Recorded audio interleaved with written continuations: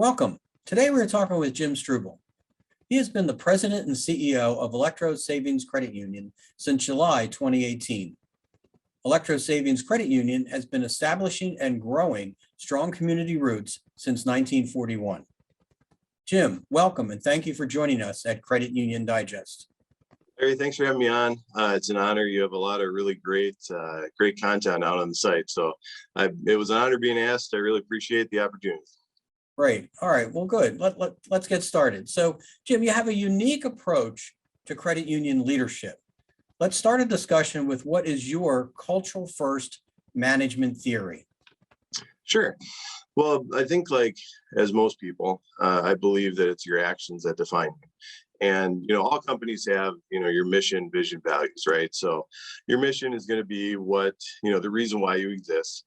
Your vision is going to be some statement of where it is you're trying to go as an organization. And your values are going to be what's important for you or what's important to you. But the actions and the in-between, if you talk about what is is the journey important or is the destination important? The journey is going to be your culture. And most organizations, they have those mission, vision, values, but they don't identify and they don't formally say, this is what our culture is as an organization. And like I said, that's that journey, that's the important part. And for us, we look at it, and the way I look at it is saying that is the most important thing that you can define, more important than those mission, vision, values, because that's going to be all of that in between. And you've seen it, everybody's seen it in other organizations too. And we're not perfect. It's a work in progress here. You have, some departments that may have a totally different culture than another department in the same organization. And if you ask an organization, well, what is your culture? Then they, a lot of them, the answer is, well, we have a really good culture at, here. we have a family culture, whatever that may be, but it's not defined. And that's where you get those vastly different experiences for an employee, for a member, for a customer, whatever that may be within the same organization. And so for us, we looked at it and said, for culture first management theory is to say that it should be the same culture throughout the organization and it should be defined. And part of that too is balance, right? So without balance, it's not going to seem genuine. And so at our credit union, when we talk about our culture, we talk about it being a three-legged stool. And you picture a three-legged stool, you picture balance. If you take away one of the legs of the stool, it's going to be a pretty useless stool, right? Yeah. And so for us, we use a three-legged stool as a visual. And so the three legs of the stool for us is one is a family atmosphere. And we define that as caring for each other personally and professionally. Mm-hmm. Second leg of the stool is collaboration or listening and working with one another. And the third leg of the stool is transparency and accountability. And when you think about that balance and ensuring that it's genuine, and that's part of the culture first management theory, is to make sure that it has that balance and that being genuine.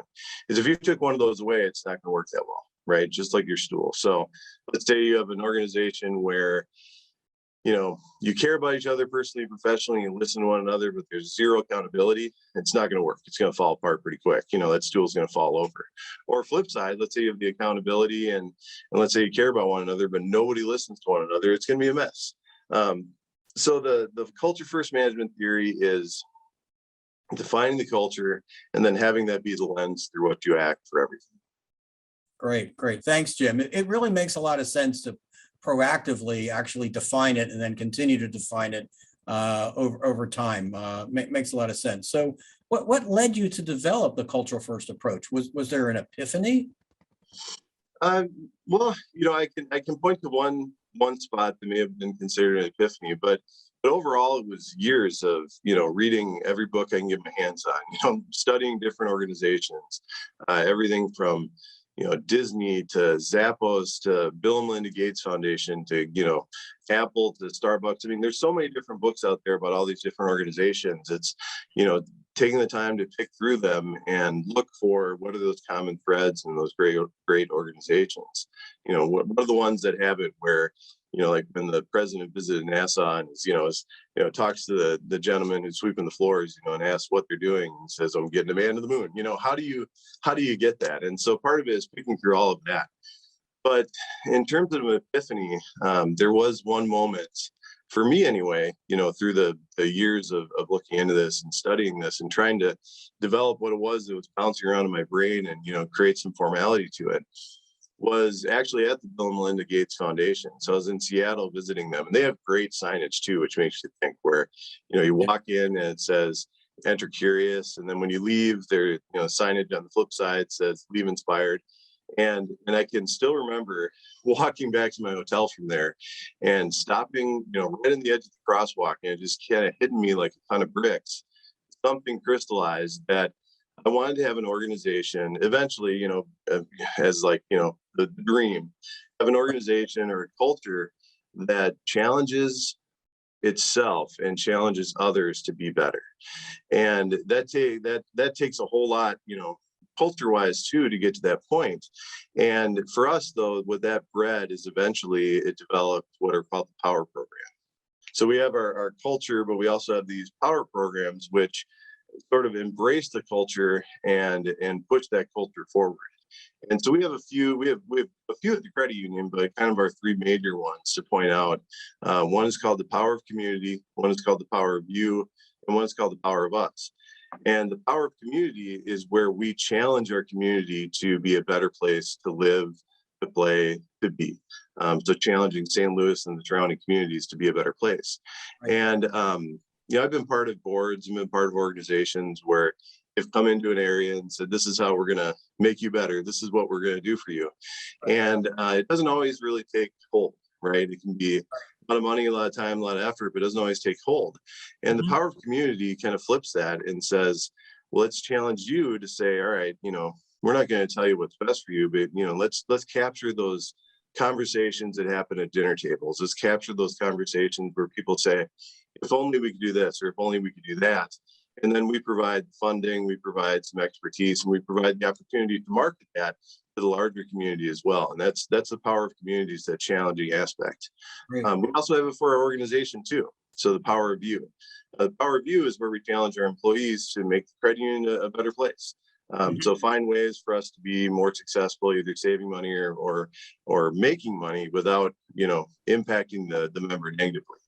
Right. And we famously say at the credit union, if you have $1 million idea, we're going to give you $100,000. We actually give 10% of whatever it is that someone makes or saves through their ideas. We've had hundreds of thousands of dollars here that have been saved and made back to the employees. Right. And back to the culture, we've started at a small level, and this is what's going to be launched here next month. Is called the Power of Us. And so the Power of Us, we've written a book on our culture. It's called Powerful Culture, and writing a book is quite a process, by the way, I'm telling you. And so we wrote a book on the culture to really dive into the why behind it, the real details of why those legs of the stool were chosen, what they really mean, so that you kind of wipe away any preconceived notions of what maybe family atmosphere means or what accountability means. So we really dive into that. And so it's going through essentially a culture university to read that book. There's a parable in the book itself, lots of questions, lots of discussion in a classroom format over the course of a few months. And then eventually to graduate, you have to say, all right, what do we talk about at the credit union? We talk about culture and we say, this is where we want to be. Well, there are things that we're doing that are down here and they don't really make sense. And we're asking people to identify those and to fix those in a project. And that's how it is you graduate from the Power of Us. So back to your original question, I mean, not necessarily an epiphany, but there have been points here and there where things really kind of crystallize and you get great ideas that come out of it. But it's overall a long process to not just figure out what type of culture you want for an organization and how that's going to reflect you, but also kind of how it all fits together and what it all means. It takes time. Right. Thanks, Jim. Yeah, it is a journey, as you say, and it sounds like the more you're in the journey, you and the organization are having multiple epiphanies, and it opens up the doors to like the programs that you described, the power of community, the power of us, the power of you, et cetera, to really engage people in creating just a better environment for themselves personally and community and business wise. So that's great. So let's kind of stay with this a little bit, the cultural first management theory. How has it changed your role as the president and CEO? Big title, a lot of responsibility, but how has, this theory changed your role as the president and CEO? Well, I've been at the credit union for 3.5 years, and so being new coming in, I was kind of given the opportunity to say, this is the culture that we want. Now let's all figure out how it is that we're going to do it. So maybe it didn't necessarily change my role, but it certainly defines my role. It defines, everything that I do at the credit union. So everything that is done has to be done through the lens of culture and has to be explainable to the organization, to saying this is why it makes sense in our culture to do this or to do that, or in whatever direction it is that we're going. So as an example, for instance, for the family atmosphere, we put together, constraints around email. So we have that at the organization. You cannot email someone else at the company between the hour or outside of the hours of 8 a.m. and 6 p.m. And that goes for me too. So I can't email someone if I have an idea at 8 p.m. And the reasoning behind that is, what happens at home is more important than what's going to happen at work, right? And so if at 8 p.m. I say I have a great idea and I fire off an email to the team, I may not be expecting them to open that. But if they do, then their brain switches into, work mode, or they maybe feel like they have to respond. And, I'm taking them away from their family, and I shouldn't have that power. So you end up with me. I have to work through the lens of the culture as well, and that's on the personal side. On the professional side, we have one-on-one meetings that happen at the credit union. We have a pretty well developed mentoring program, and I'm part of that as well. At the organization. Also, I have annual one-on-ones with everybody at the credit union. It gives me an opportunity to say, are we, doing right by you as a company? Are you feeling the culture? Are you able to get others to feel the culture from your spot? So ensuring that, for each leg of the stool that, that guides how it is that I act. On the collaboration side too, it also means that I don't have the power to do whatever I want at the credit union, right? So even with this great title, I can't do what I want, like just carte blanche, for a lot of different reasons, and nor should anyone in an organization. But we have a rule called one out of 10. So whether the idea comes from me or anyone in the organization, when it's first brought forward, it's viewed as a 1 out of 10. It's going to take other people, other points of view, other expertise to be able to look at it and eventually turn that idea into a 10 out of 10. And listening is really important. I mean, that has to be part of my role as a CEO. That has to be part of everybody's role at the organization. There's a saying, and I can't remember who it was that said it, but it's always stuck with me. And it is that listening is, to the average person, so close to being loved, it's almost indistinguishable. And so that's really important for everyone to listen and have that be part of their everyday in an organization. And then on the accountability and transparency side, just as an example, we have an organizational scorecard for our board. Real easy for everyone to read. We have a very supportive board, but gives them a chance at a high level to see, red light, green light, yellow light, how are we doing in these different areas? Well, we share it with the board, but we also share it out to the entire organization each month. And some months it's, an all staff meeting talking about it. And some months it's just an email, but every month, everyone knows how it is that we're doing as an organization. And that can be tough at times, for a smaller organization, because you feel those ups and downs if you know how it is you're doing, because it doesn't take always all that much to throw, an organizational scorecard out of whack. But there's a book that the Dalai Lama wrote. It was The Art of Joy. And that book ties joy to accountability really closely, talking about how, if you don't have those tough times and you really don't know about those tough times and understand them and embrace them, then you're never going to feel the joy and the great times as well.